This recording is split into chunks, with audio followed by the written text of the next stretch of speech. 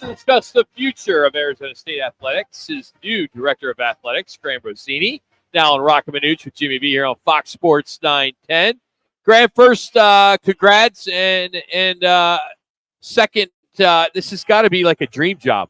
You know, going back to your alma mater after being in the market for so long and have been there for a little while, and now here you are at the helm.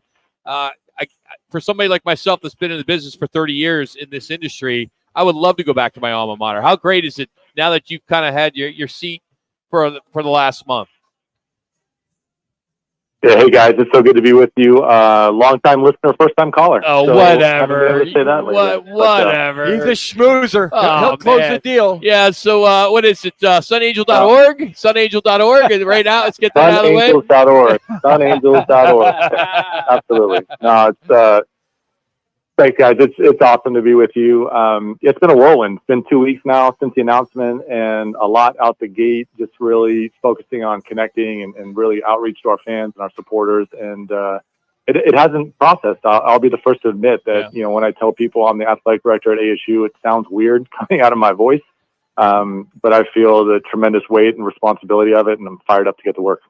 You know, Graham, there's so much uncertainty in college athletics, and I know you have a huge list of things you want to accomplish, like a to-do list. And I don't know if you're one of those guys that has a whiteboard or something like that, but if you were going to take us behind the scenes and we got to see your whiteboard, what would be maybe the 3 top action items on that board? Yeah, it's football, basketball, and Sun Devil fans out that gate. And, you know, we're doubling down on those programs. That's a priority of ours moving forward is football, men's and women's basketball, and then, you know, baseball is a fourth one that are just, they've been important to ASU for decades, and we really want to restore the shine to all those programs.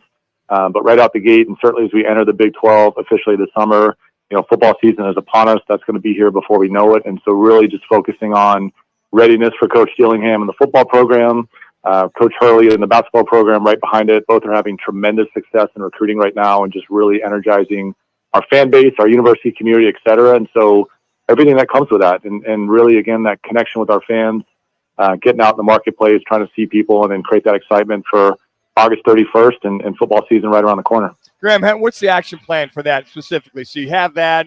Okay, you see those 3 goals right there. So how do you communicate that action plan to the Sun Devil Nation and to the folks here in Phoenix, Arizona, I should say around the nation that follow the Devils? Yeah, I mean, it's just highlighting the success that both coaches are having right now. And again, these top 10 recruiting classes that we're having in both, making sure that we're getting that word out there that, you know, in addition to what a game day on campus is and how special that is to be in Tempe on a fall Saturday, you know, Mountain America Stadium and everything that comes from that, like we're going to have a really exciting product on the field to watch. And, you know, high tempo football, a really energized fan base.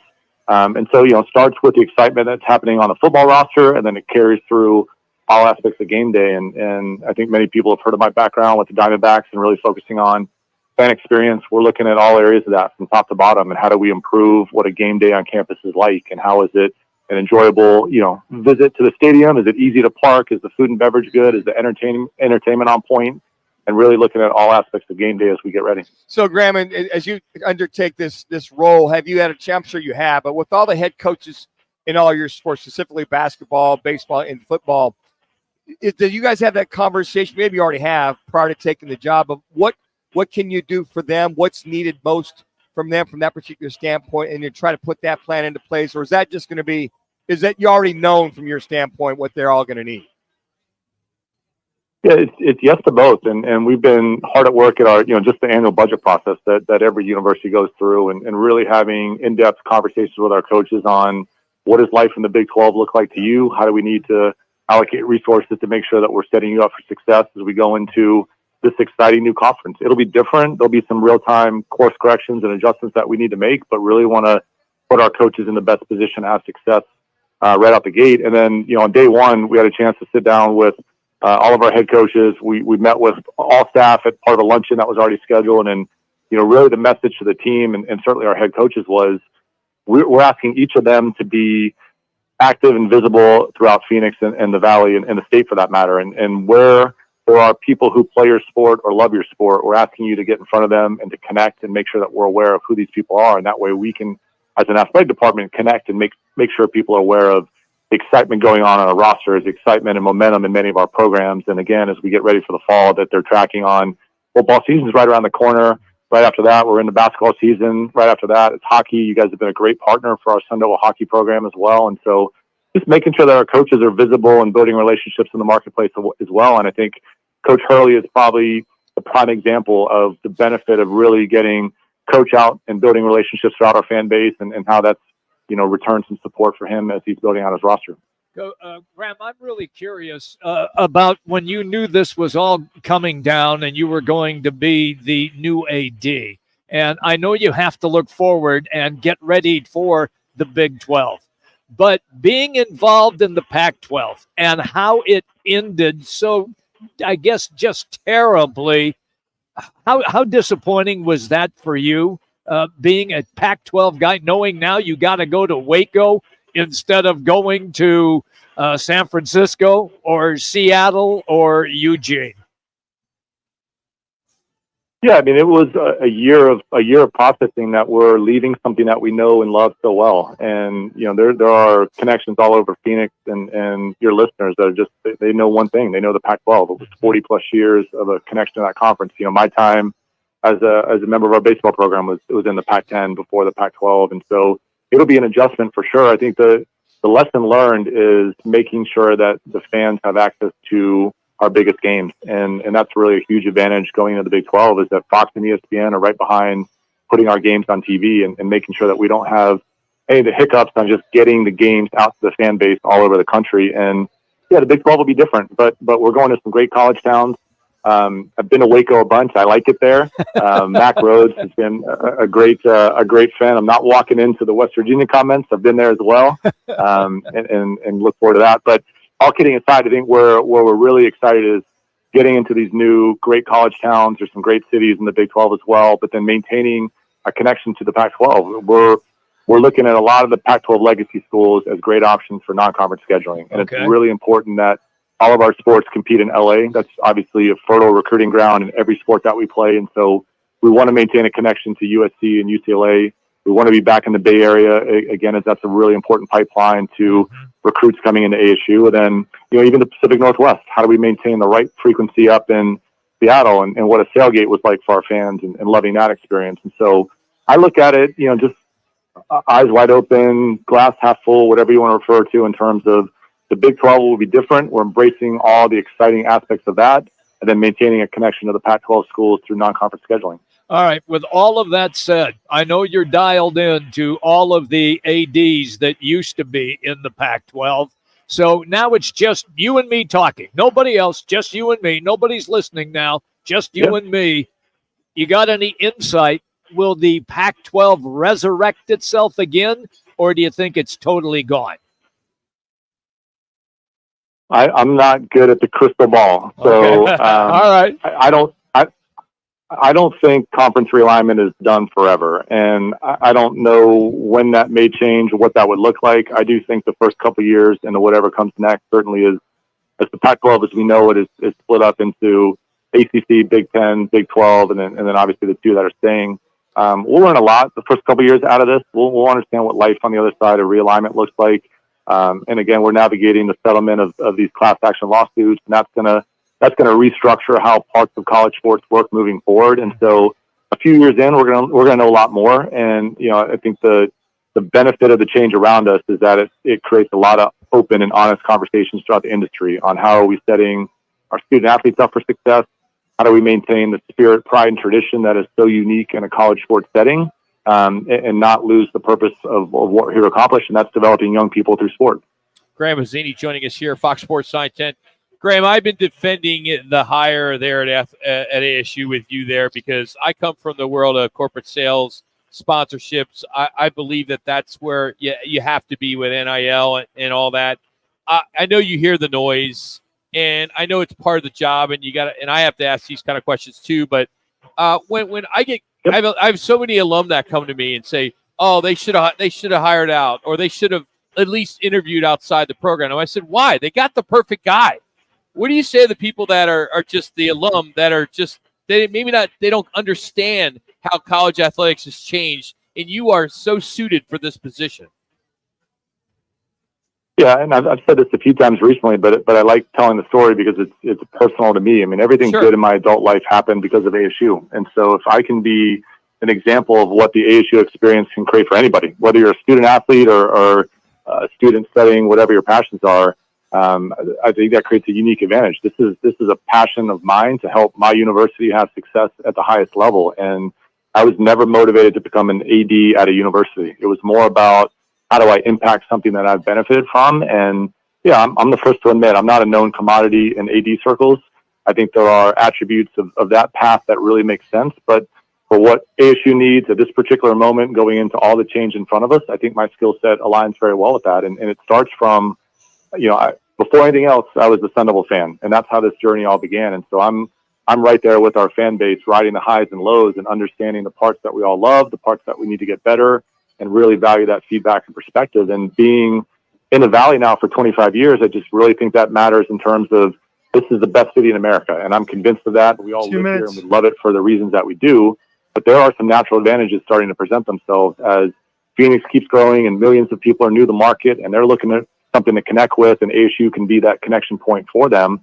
And then where this goes moving forward, again, the saving grace or a key component of college sports moving forward is going to be our ability to create resources that we're reinvesting in our student athletes. And when you've got the 5th largest metro area in the country and all these companies that are looking for something to connect to, that's a unique advantage for us here in the Valley. So when are you going to start having some fun? Because right now it's all work, right? It is all work. When are we going to be able to sit down, maybe have a beer with you and say, man, how is this going down, or how has it gone down? Yeah, I'd like to know. So when you figure that part out, please let me know. It's been a pretty steady fire hose right out the gate. I bet.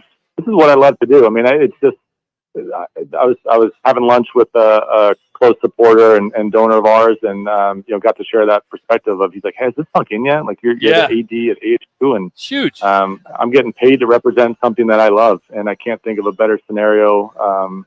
Spending my time, I've really tried to focus on.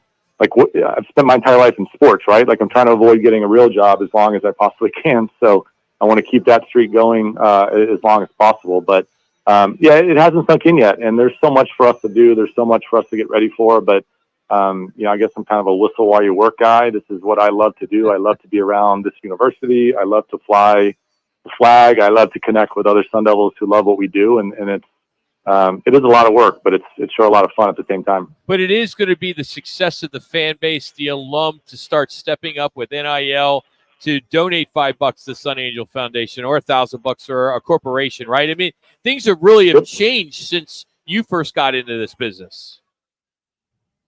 Yeah, again, the cost of doing business has increased, and that's for a lot of different reasons. And I think what's so unique and important to remember about college sports is every dollar that we bring in, we're putting back into a student athlete. And we've got, again, 650 from all over the world that are counting on us to get them ready for life after sport and whatever that means. And yeah, we're lucky. We've got some really high profile programs that put players into the NFL and NBA and Major League Baseball and other professional sports.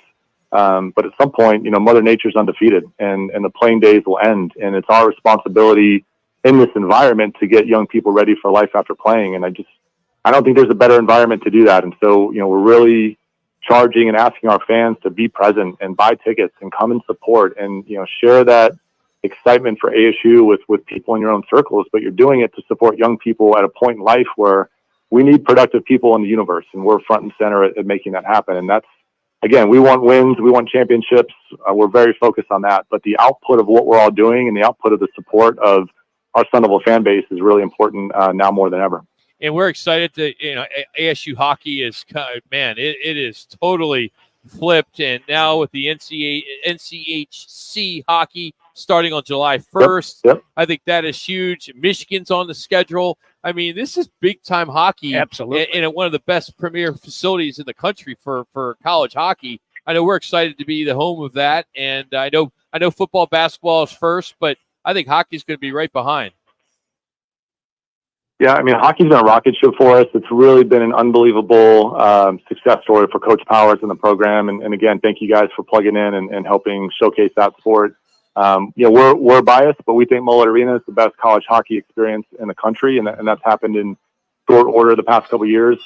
We're getting ready as much as we're getting ready for the Big 12, we're also getting ready to go into the NCHC, as you mentioned, and in my opinion, the best hockey conference in America. And we've got some really established, successful schools, North Dakota, Denver, and some others that are the blue bloods of college hockey that we're competing with. And I do want everybody to circle a date on the calendar. Friday, October 11th is going to be one of the coolest days in recent history. We're opening our hockey season against Michigan out of the Big Ten, another blue blood of college hockey. We're going to do kind of a mid-afternoon puck drop. And then that same night, we'll be playing Big 12 football against Utah. So really kind of a fun day. Friday on campus where you get that's a great day. Time. I don't know if I'm breaking news there or not, but we'll have quite the day where we'll have, the start of our hockey season, be in the heart of the Big 12 football season on the same day. And you go from Mullet Arena, cross Route 59 into Mountain America Stadium, and that's going to be a heck of an afternoon for our fans. I love it. Hey, Graham, thanks for making some time for us. We really appreciate it. Congrats once again, and we'll look forward to talking to you sometime down the road here this summer. Thanks, guys. Can't wait to be with you, and let's go Devils. You got it. That's Graham Rossini joining us, the new director of athletics for Arizona State. Like I said, I am a fan of this guy. I really think he is going to kick some ass. Mm-hmm. I think he has the experience that they need. He could have went down the road where you're just an AD at some small school and had some success. But the fact that he had so much success with the Diamondbacks, building the fan experience there, helping with Salt River Fields and the things that they did building it.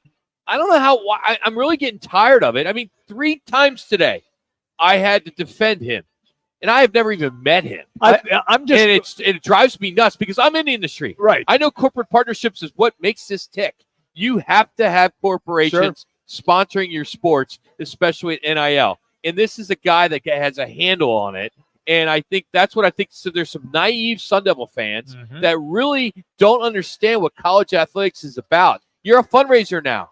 You don't need to be out there kissing babies and shaking hands anymore. You need to be going to lunch with donors, going to lunch with the CEOs of corporations, but ones that aren't necessarily doing just sports.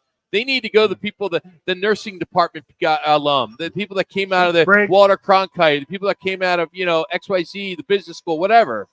There's a lot of non-traditional dollars that are out there that Arizona State needs to try to get. The only reason I think you keep running into that is because it came out in the media that they really didn't interview anybody else. Michael Crow came out, and I know we need to go to break, Richie. Yeah. That's fine. I'll pay the bill. But the deal is the fact that Michael Crow wanted to get this investigation done. He wanted to make sure the Big 12 and the Pac-10 were getting there, or 12 were trying to get their deal together. So he had that luxury of that 6 months. What's the difference? People keep saying, they're behind the times. Yeah, they're probably a little bit, but not quite as much. What does it matter if he would have been hired January 1st or May 1st? How would it have changed? He would have had to do an investigation. How can he fundraise during an investigation? The investigation's over. How can he fundraise when there's so much uncertainty about what's going on when they're moving to the Big 12? Dan, why aren't you saying anything? Because you were not a fan. I was a fan of them out there going after people that were bona fide athletic directors to at least go out there and interview. You wanted your buddy at UConn. Oh, I'd love to see David Bennett. Sure, and he had some history here. Oh, he has some history. He was here for 10, 12 years. But I would love to have this conversation in a year now or 2 years from now when this team is bringing in all this money. They're getting the recruits. You can't guarantee wins and losses. Here's the bottom line. The bottom is, whoever you bring in over to Graham Rossini, to your point, you've got to go raise money to be able to compete with the Joneses. If you can't compete in the first tier of football number one, and you're going to be, if you're continuing to be second, third tier, then Sun Devil fans can't bitch and moan. Well, hey, we're second, third tier. Well, then put your money where your mouth is. Go fess up. Go put that money in. If you want to pay $2 or $3 million for a quarterback or running back receiver, then you're going to have to go ahead and cough it up. That's my whole contention, no matter who the guy is. I'd like to see him interview, but I think you got to go, as a fan, you got to go put money into this program. I get it. They could have interviewed 20 people and still came up with Graham, and it would have changed this whole narrative. Okay, and we'll be back. It's Rock and Jimmy B.